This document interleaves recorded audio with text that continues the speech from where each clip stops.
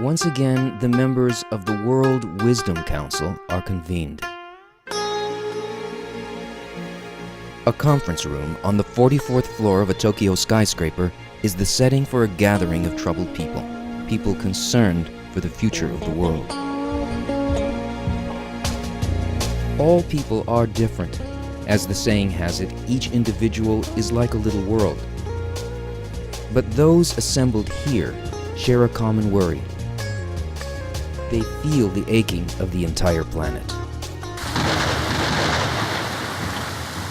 In the main venue, 5,000 people have come to show their active support of the World Wisdom Council, and the Great Tokyo Hall can barely seat them all. Our world as we have it today is not sustainable.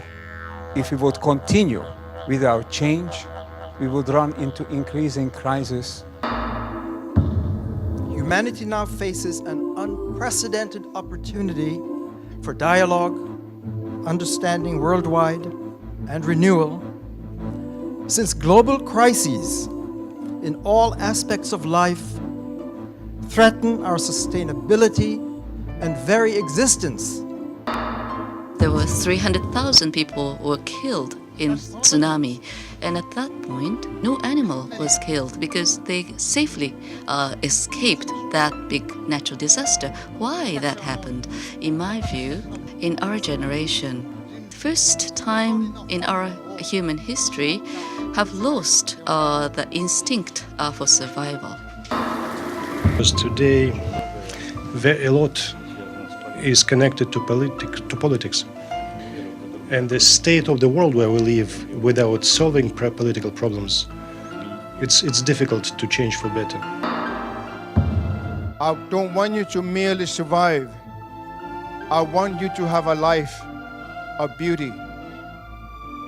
The life of beauty will only come if the ice in the heart of man has been melted. We humans have three basic resources to work with: information, matter, and energy.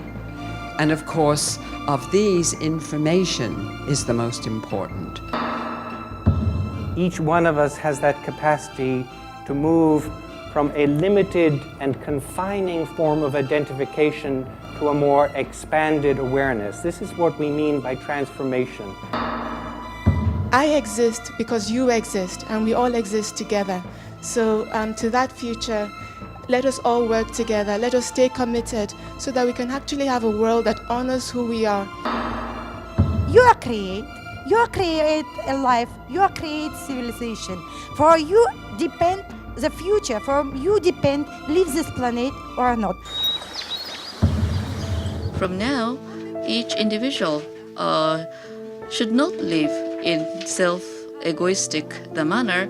We have to possess the consciousness and tolerance to live for others.